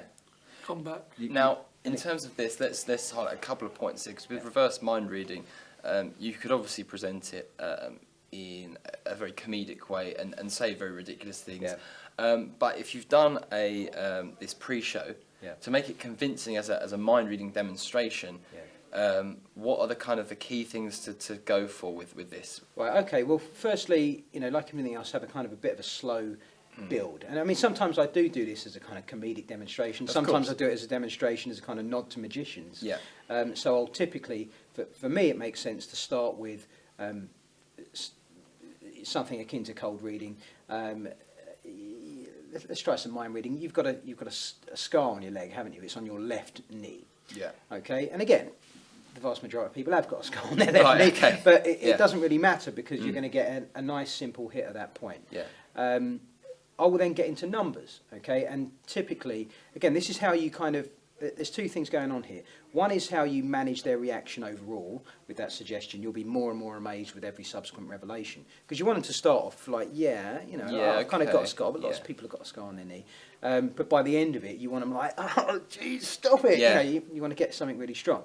But the other thing about it is managing their reaction on the fly. Right. So, and bearing in mind that, and we'll talk about this in more detail, when someone is acting upon a post-hypnotic suggestion, in other words, they're carrying out the suggestion you've been given, they are hypnotised, whether you've re-induced them or not.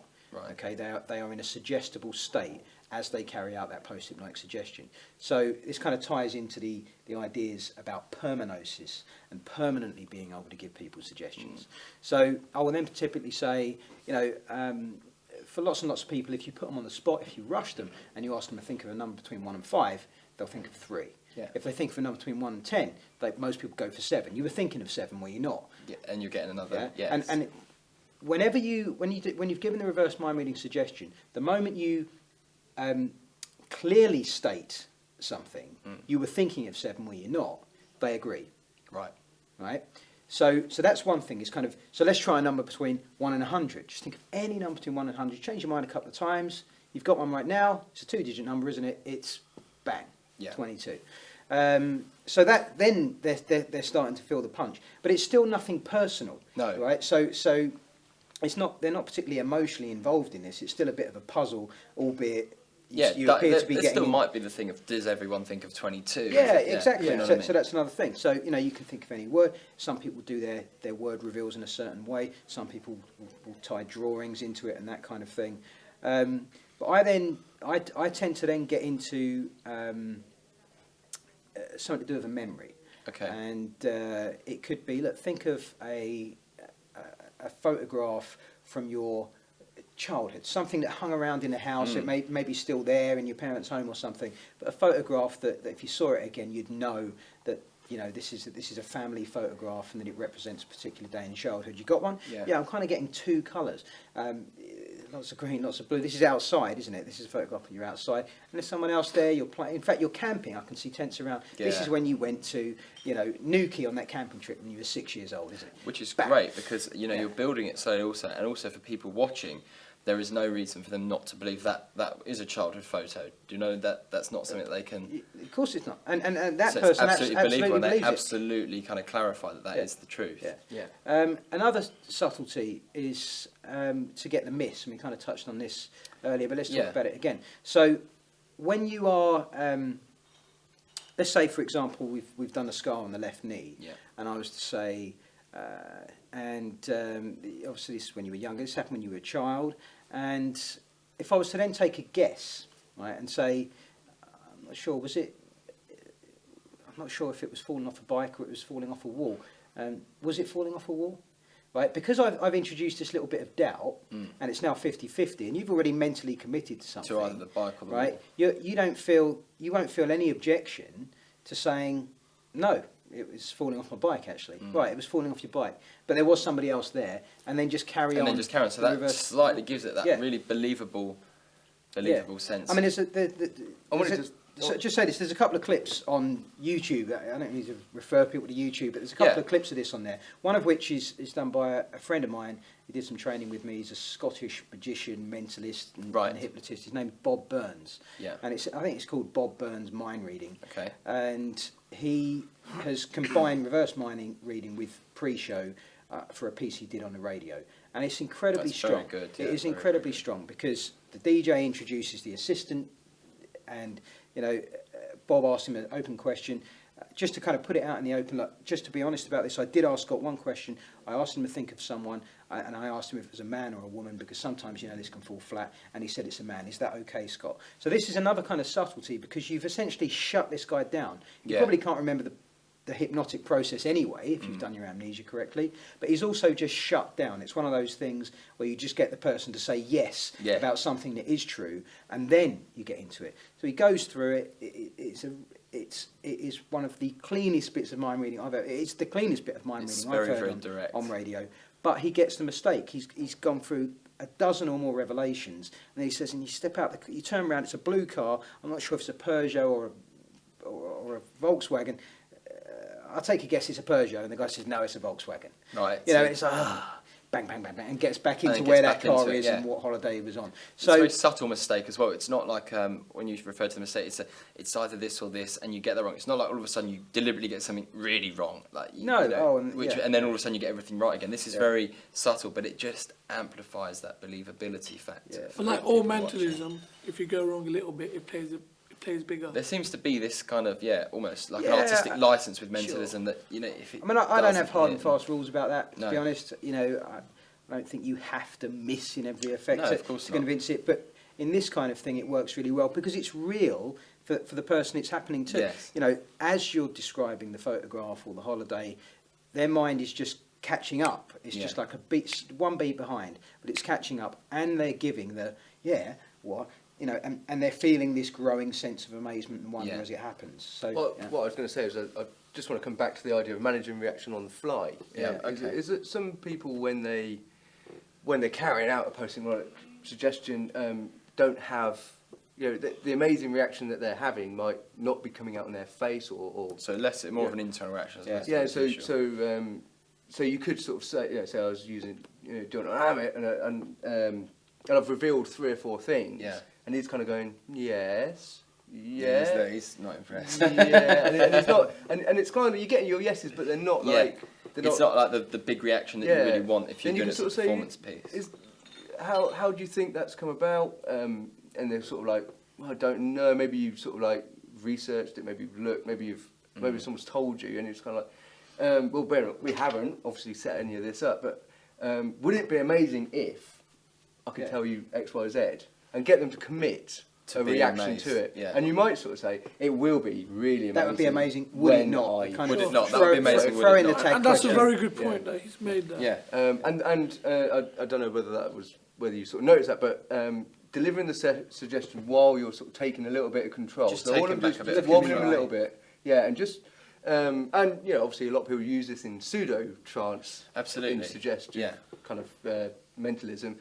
But you're doing it for real. You are actually, delivering. Because the suggestion of the person they are, it is very, very real when you're doing this. It does feel absolutely, completely. So there's no excuse for someone to do reverse mind reading badly. Yeah. Just crack on. You've had it done yourself, so you know exactly I have, how it feels. it does. It's a very strange thing, but it doesn't matter what it may be. And the stuff that we did on the course was quite ludicrous. And that's an example of Or if Chris Harding wearing a red thong is ludicrous. Yeah, exactly. Or that Peter. But your response to that was you normally wear. I said you normally wear boxer shorts, but today you tried something different. You're wearing a red thong. Yeah. And your response was, "Did you see when I bent down?" Yeah, and that's what it is. It feels so real, and in a comedic sense, it's absolutely brilliant because people watching going, "This is really, really funny." If you were to do that, say, if you've done pre-show with reverse mind reading, you run the danger of killing the illusion that you are reading mind because if you're doing this group of friends know that he's not from there or he says that. So by going through this progressive thing, like you say, building up with this number and going into a word, then this something as personal as a photograph, you're going to get a very emotional hook. Yeah. And even if these are people that say this person you're doing it on, they've known for years, they've got no point of reference to know whether that photograph really existed or not. They can't. They just have to assume because that person. That is a really good sort of powerful point, isn't it? The other suggestion you can give to them when you set this up, or you clean up afterwards and awaken them for real, is to say you won't be able to remember any of the things that were revealed, but you will know that you've had your mind read. Yeah. So later on when people say and that it was amazing. Yeah, and that it was amazing. So later on they'll say, well, what did he tell you? And it was just like, I don't know, it was just stuff about my family and pictures. They won't have anything specific to say. No. They'll just say, but they'll just know that they've had their mind read and it was brilliant. Yeah. Now with this, how long, once you get into this, how long can this run for? I mean, can it run indefinitely? I mean, could you sit there for like 2 hours, keep going this? Of course you can. But is there a danger of it to use the word Of like it crashing, collapsing. if it Well, collapses yeah, at some sometimes point, it does. is that possible? Sometimes it crashes. Sometimes you're, you know, it's going along. Sometimes they have got a scar on their left knee, and it did Yeah. happen because of a bicycle accident. You know, and sometimes it can just crash out. This happened to me last night. It was I got 3 or 4 reveals, and then for some reason it crashed out on the word. Yeah. And from there, you know, you have choices again. You can just put the person in. Don't be phased by it. Just put the person back in and get on with your work, or just let's try something else and. Because you're a magician, get out, whatever it sure, is you'd want to do, and just move on. But Because that does go for any routine. Yeah. It can crash out, but like we spoke about earlier, just wash them back But- in and... But again, you do it can kind of insure against it a little bit.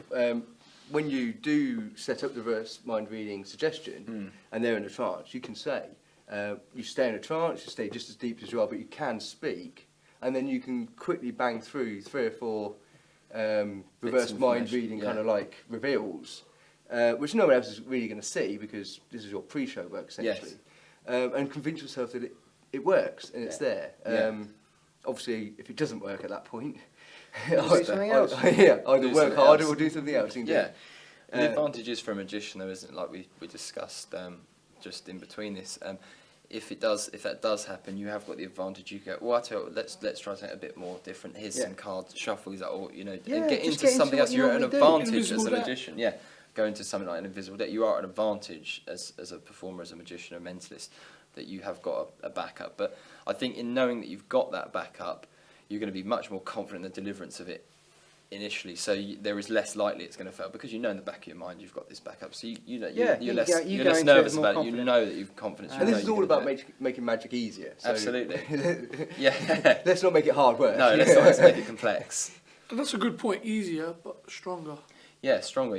Reverse mind reading is such a great routine, and I know you do it a lot, and I think people watching should get out there and try that because I think test it out. And just test it out and see what happens. I mean, unless you had it done to you, or you've seen it done, or you've done it, you don't really realise how good it is. I mean, you'll see the live stuff of you guys doing it on here, but there's nothing like sort of standing there and doing it on someone. It must be very kind of. It's almost a godlike power because you are doing exactly what. And for them, like you say, it is very, very real. It's very real, this word. And for other people around, there is absolutely nothing. Nothing has been written down. Yeah. You haven't introduced a book. Think of a word here. You are literally going through this as... Absolutely. And again, as we've said, remember the kind of, I'm not saying you have a mic, but the off-mic control of just, this is going to be more amazing. Yes. Just drop those little suggestions. Just keep going to blow your mind this time. And you can be blatant with those suggestions. Yeah, you can. This is going to blow your mind. But let's try something, you can be overt, covert, it doesn't matter, but understand they're permanently suggestible while they're going through this process. So fantastic. Yeah. So is that pretty much we've covered, there's that reverse mind. Is there anything else you want to say from experience of it? I mean, you do it a lot. I mean, do you find it must be, it is a crowd pleaser, isn't it? Oh, definitely. Reverse mind reading. Is there a certain point during perhaps a session of hypnosis where you should get into reverse mind reading, or could you literally do your testing and then you can, as soon as you're confident, this person's hypnotised and responding to your suggestions. Yeah. And again, everyone gets there through different ways. For me, when I've got amnesia, I'm pretty happy to go in any other direction. Yeah. And for others, you can just get into this stuff straight off the bat after you've done your induction. But my preference is to set the amnesia because I want to make sure that they forget the setup. But again, some people will spontaneously do that. Some people, it wouldn't occur to them to mention it anyway. They're just going to find themselves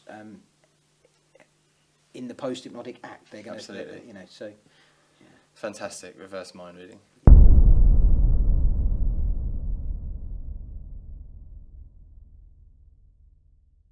Anthony, let's talk about hallucinations. I'm going to talk about hallucinations. Grudgingly, yes. Okay. What I'd like you to do is place both your hands on your legs, if you would. Me? Yes. Right. That's right. And just look right here underneath one of my eyes. Don't need to say anything.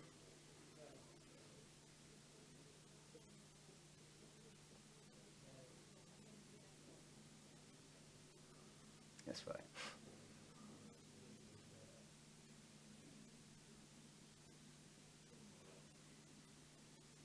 That's right.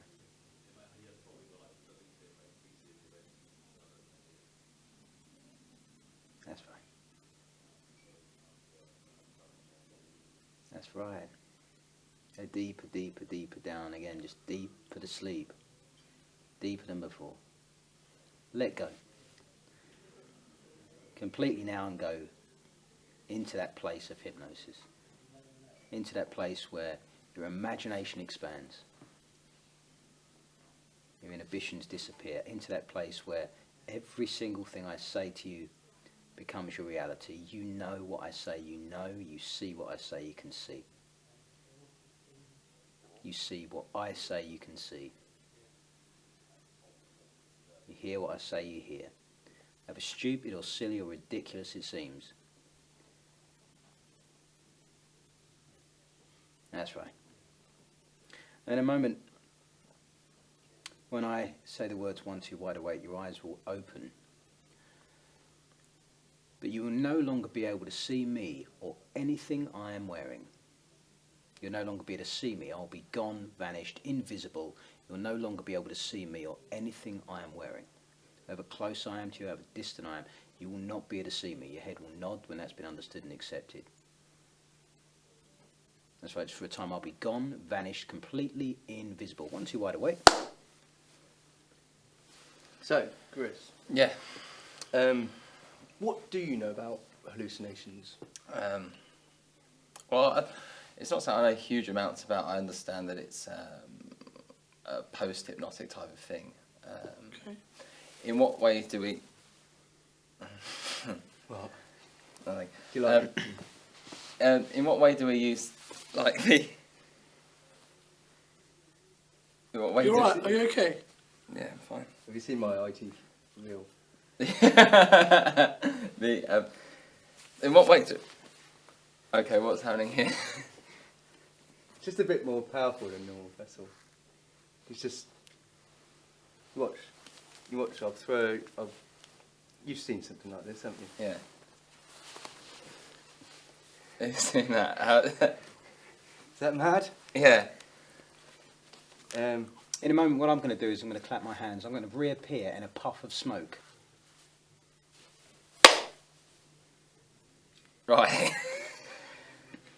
It's getting quite heavy. Let me try something with you. Okay, I'd like you to just give these cards a shuffle. Yeah, give them a shuffle. Okay.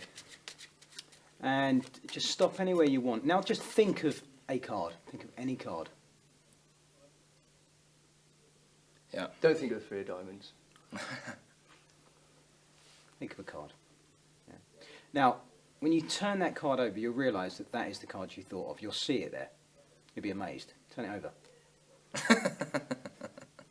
Is that the card you're thinking? Yeah. Yeah, let's get rid of all the rest. Just turn that face down on your hand. Like that. Face on your hand. Just look at the back of it.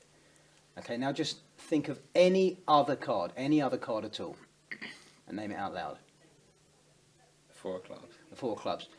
When you turn that over, all you're going to see is the 4 of clubs. You'll be astonished. Oh. Turn it over. That's Show great. the camera. That's great. Fantastic. Let's try it one more time. Okay. Yep. Think of a different one. Think of a different card. Free choice.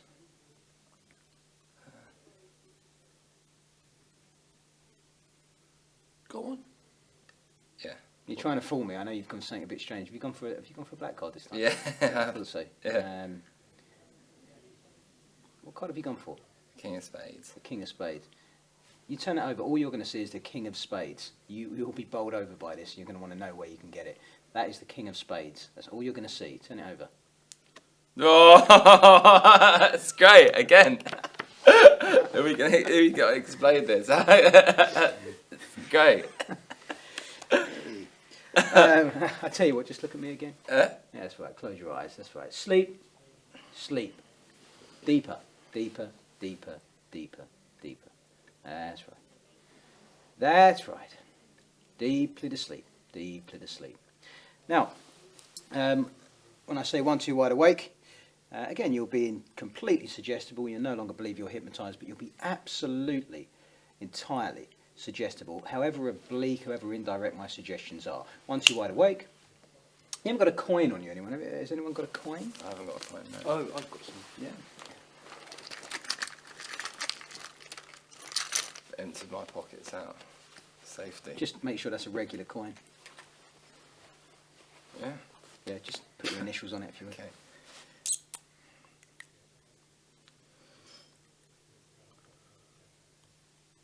Shirt. Good. Now, give me the pen back and take hold of that coin in your fist. Right. Close your eyes and concentrate on it.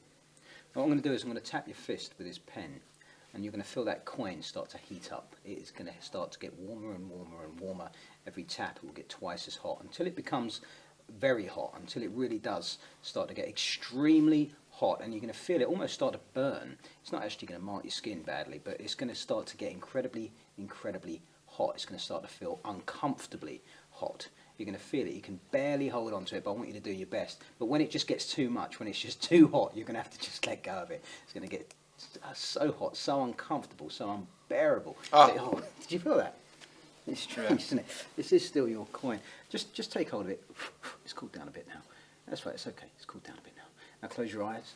Close your eyes. That's right. And you're going to feel this cooling down now. You're going to feel it cooling down, getting colder, like a cold coin that's been, that's been left somewhere extremely cold. But this is going to get colder than that. This is going to get more and more cold, freezing, uncomfortably cold, absolutely uncomfortable. It is freezing. That kind of temperature when something's so cold that you can't hold onto it. It's freezing, absolutely unbearably cold. You're going to feel like a sharp pain going through that hand up your arm. You feel that, can you not? Mm. Yeah, That's horrible. it is indeed. Put your hand on your leg. Yeah, that hand's going to start to feel great now. It's going to feel wonderful. It's going to feel fantastic. That's right. Now, close your eyes. Sleep again.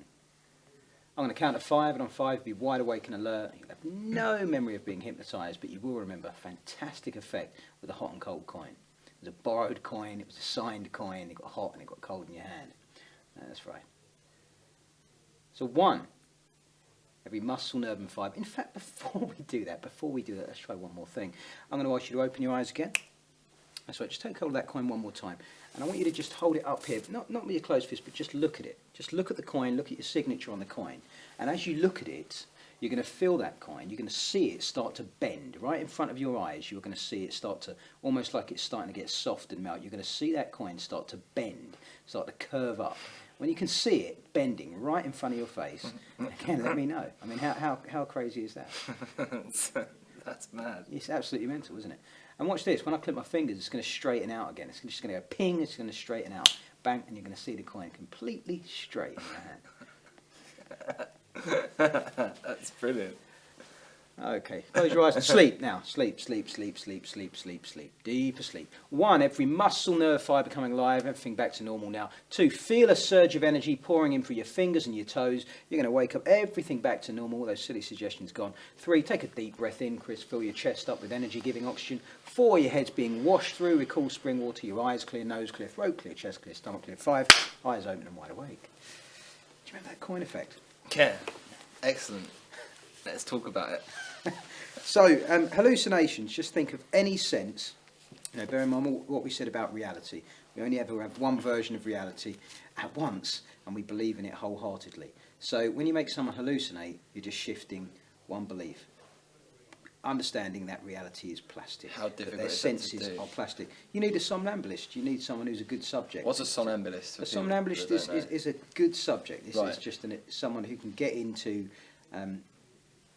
hypnosis to the degree that all of their beliefs, all of their senses are entirely plastic, are entirely malleable. So that can be done in real time. And again, there I've induced you. You could just as easily do that with someone who's as good as you with permanosis, just by just giving the suggestion. Really just believing it. Yeah, and confidently. use the usual things that we know are there, the physiological things. We know they're going to feel a pulse. We know it's going to feel warm if they concentrate on the inside of their hand. Right. Still use that stuff, but then build upon that to the point where, they throw it to the floor or, or anything else. And understand that when we talk about somnambulism Yeah. or a somnambulist, we're not measuring people on any sort of scale as mentioned You know, Right. In the first part Yeah, of this, yeah. we're not spotting people and kind of going, oh, that person looks like there might be. It's more a definition that we've got so far with them Right. that they can hallucinate in the way that you can. Right. That to us means, oh, you're somnambulist, but it's kind of just a definition of something that we. So with hallucination, you can do some quite powerful effects, I guess. You know, aside from the more well-known Well, did you like the hypnosis card effects. effect? Yeah, Do you know Great. how? Did you realise how that was done? Do you realise now how that might be done? I guess it is. I'm guessing it's hallucination because that's what we're talking about. Definitely. But what could you see? You can see what You can see the did. card you just thought. Yeah, You know, so there's no limit on this. You can make things invisible. You can make yourself invisible. sure. You can make somebody else invisible. So you can have an invisible assistant Right. as a magician. I mean, that's quite handy. Because they can Yeah. move things around. You can make things float. You can levitate. Absolutely. You know, make a chair invisible Mm. and stand on it. And, you know, they'll be looking for the wires. You've done that to me before, haven't you? Remember that? Yeah, I do Um, remember that. But with hallucinations, again, it's kind of the heavier end of the phenomena, I guess. Right. You have positive hallucinations where someone is essentially seeing or sensing something that isn't there. You have negative hallucinations, you know, typically invisibility or that kind of stuff. You could have it so someone can't taste something or can taste something or anything. All their senses are wide open. They could smell the worst smell. They could be reminded by something of a memory. And again, you can cue people with these hallucinations by associating that with a smell, with Right. essential oil, with a picture that's Yeah. on your hand, so that immediately they can start to see that thing again. Yeah. Fantastic. Okay, so with you mentioned briefly, it's kind of at the more in-depth end of Yeah. this stuff. With a hallucination, if you were doing this, maybe you were doing some hypnosis and some magic, would you do quite a few things before you tried a hallucination, or is it? Yeah, I just is get it a really sense. down to your own sure, kind of I get a sense for confidence? someone is good and they're Yeah. taking all my suggestions. Then, you know, again, I know it may seem slightly non-magic related and closer aligned to stage hypnosis, but a big hallucination that you've got, you know, a giant ox sitting opposite you or Sure. a rhinoceros is going to make people move. It's going to make them run around a room Yeah. unless you tell them that they're not going to. You don't want to lose people and have them running out the door. No, of course not. No. You know, but you know, it's yes, there are magic applications, but it's just as magical that Yeah. words are making somebody see things and sense things. Absolutely. That are no longer there. Yeah, I agree. This is a superpower. You Yeah. are invisible, for goodness sake. Yeah. So, in my opinion, you don't really have to tie it into a magical No, presentation. you could just actually do because this as a separate This is thing. the real This is- stuff. yeah. You know, this really is.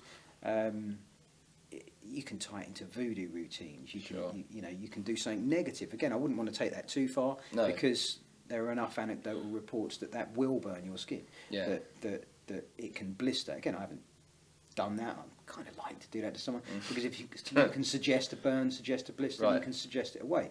But you know, health and safety first. I'm not here to harm people. Or Absolutely. give them a really nasty experience. But that kind of thing, it will get to the point where you just can't hold it anymore. Yeah. It's unbearable enough. You can make it good again. So, yeah, there's a bit on it. And in terms of giving a suggestion, include it in your super suggestion. You'll see what I say you see. I said that a few times That's- there. yeah. You'll see absolutely what I say you That's see. what we went over yesterday, the super Yeah, suggestion, so wasn't we it? kind of went over that. Just channel it in that direction, Mm. need be. And then give the direction very, very simply. There I was still kind of plate spinning, keeping that suggestion going. Every Right. time I tap you with this pen, it's going to get twice as hot, you know. But again, that can be slightly veiled and slightly Yeah. hidden. I mean, just for the viewers at home, how did that feel for you when you got hallucinated and you couldn't see Ant? It's really odd because it's almost just like he's just not there. It was just like it's just not there and just sort of carry on. It didn't really enter into my head that he's disappeared. So he just wasn't there. That's how it Yeah. feels. You know, you don't all of a sudden. I mean, one thing bang. you can do is just say, I'm a fantastic magician. When I click my fingers, I'll disappear. Right in front of your eyes, Yeah. I'll disappear. I'll click them again, I'll reappear in a puff of smoke. And you spoke earlier when Yeah. we were chatting about the way to test if you made yourself invisible was to move. Yeah, in for front of me, the that's person. always been the easiest way. And that normally I'm standing or sitting directly opposite the Yeah. person. They open their eyes, and I'll just move that much, And just like your head followed me there, Yeah. it's the natural, normal thing to do. If they don't follow you at all, you know they can't You see know you. they can't I mean, see. you can bang, you know, you can do that, and if they don't flinch, Yeah. they don't move, you know, then that's a pretty good sign. I mean, you'll Sure. see, you know, do that in someone's face. I didn't give you a suggestion that you'll still be able to hear me, but obviously you can. But if I say, you know, you won't be able to hear me unless I intend for you to, then again, you can talk to other people. You know, you can't see me right now, Yeah. and get into it that way. But you know, again, just bear in mind that although it's going to seem entirely normal to that person,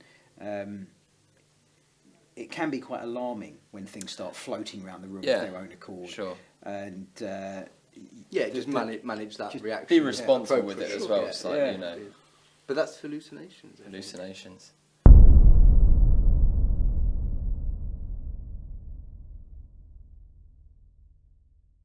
We've spoken a lot about using the putting someone in hypnosis as pre-show, and using that, say, in the context of perhaps reverse mind reading. That what we need to cover, I think, in relation to that is how do you bring them out of it again in a covert manner, so that's not to, you know, if you're using hypnosis disguised in a disguised way, so you don't want people to know that he was hypnotised, you want them to go with the whole routine you've done. How's the best way to bring them out of this?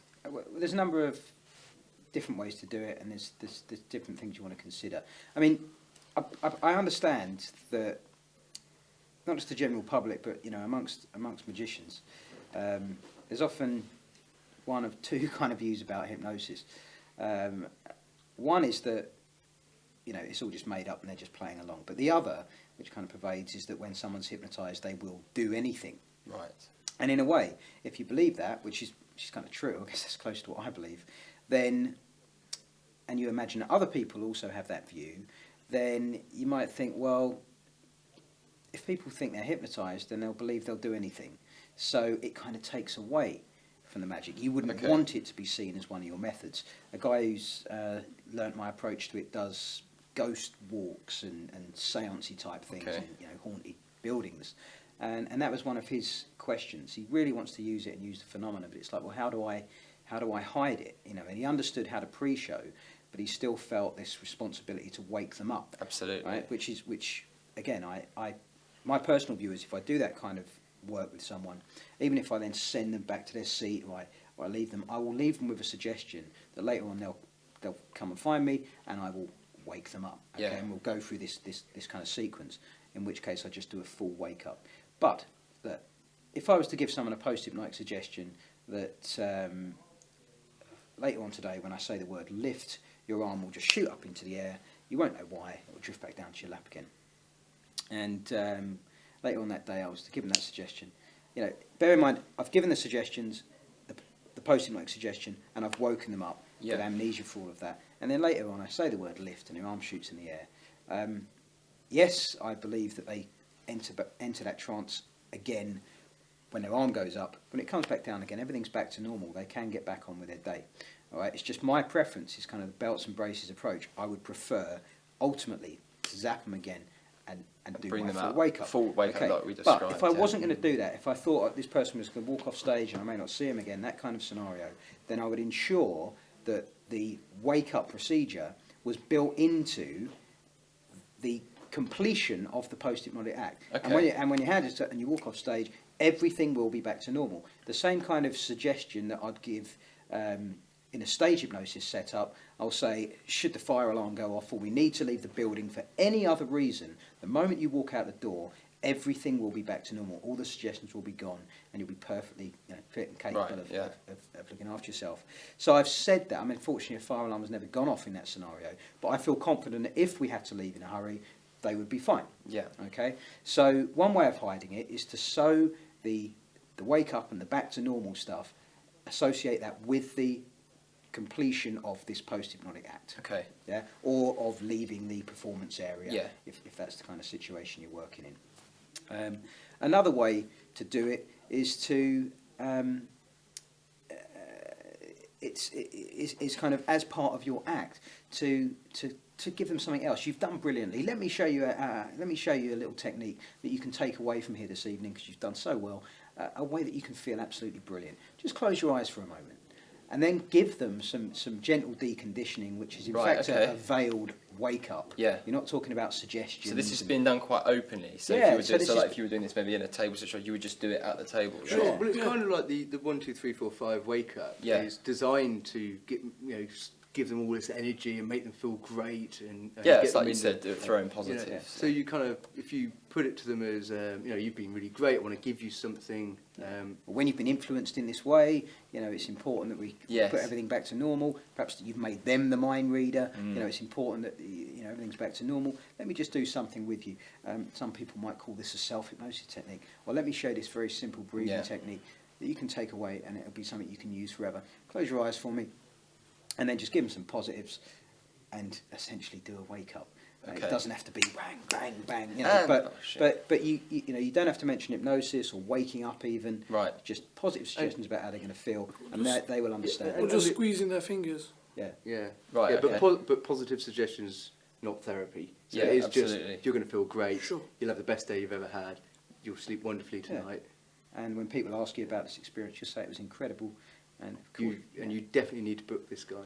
That's it. And the great thing is, even if because you've done whatever you may have done in your pre-show and you've done amnesia, they say, "Why did you do that? Were you hypnotised?" You go, "No, absolutely not." Yeah, And no, I could hear that's- everything you Yeah, I said. could hear everything you said, and I wasn't Yeah. hypnotised at all. So again, when I've done stuff, I've done quite a bit of stuff. A couple of different TV companies that involves going into a shop, either overtly being a hypnotist or just unannounced hypnotising the person, and, Right. and it normally involves leaving with goods from the shop or getting them to Yeah. kind of do some kind of something that is going to help me. So I'll walk out in the suit, and the fact is, after we've got the shot and I've stolen what I wanted to steal, or got the food I wanted, or the drinks I wanted, I go back in and say, yeah, that was great, thanks, bang, get them back in again, Yeah. and do a full wake up. That's Yeah. my personal preference, but you can hide it, and there's a few ideas about how you can do that.